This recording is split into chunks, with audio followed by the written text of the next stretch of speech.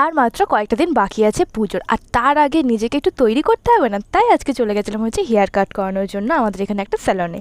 তো ওখানে ফার্স্টে আমি ঢুকেছিলাম, ঢুকে একটু ওয়েট করতে হয়েছিল। তো অনেকক্ষণ ওয়েট করার পর ফাইনালি আমার ডাক পড়লো, আর এখন আমার হেয়ার ওয়াশ হবে। তো তার জন্য বেসিকে মাথা দিয়ে শুয়ে পড়লাম, আর এই দিদিটা যখন আমার মাথায় শ্যাম্পু করিয়ে দিচ্ছে, বিশ্বাস করে আমার প্রচণ্ড ঘুম পাচ্ছিল, আর কী যে আরাম লাগছিল কী বলবো। আর এমনিতেই আমার প্রচণ্ড পাতলা চুল, আর শ্যাম্পু করানোর পর যখন আমি নিজেকে আয়নায় দেখছি, আমি নিজেই নিজেকে দেখে হাসছি। আর কী বলবো এই দুঃখের কথা। তো যাই হোক ছাড়ো, আমি ভেবে গেছিলাম হেয়ার কাটটা ব্যাক সাইডে নর্মাল রাউন্ড রাখবো আর সামনের দিকে হালকা লেয়ার কাটবো। তো সেইভাবেই আমি দাদাটাকে বলেছিলাম, আর দাদাটা সেইভাবেই আমার চুলটা কেটে দিয়েছিল। আমার তো খুব ভালো লেগেছিলো। আর তারপরে হেয়ারটা কাটার পরে আমার হেয়ারটা ড্রায়ার দিয়ে শুকিয়ে দেওয়া হচ্ছিলো, আর আমি তো নিজেকেই দেখতে ব্যস্ত হচ্ছিলাম, আর কখন ভাবছিলাম যে আমার ফাইনাল লুকটা দেখবো। তো দেখো, this is my final look. আমার তো প্রচণ্ড ভালো লেগেছিলো হেয়ার কাটটা।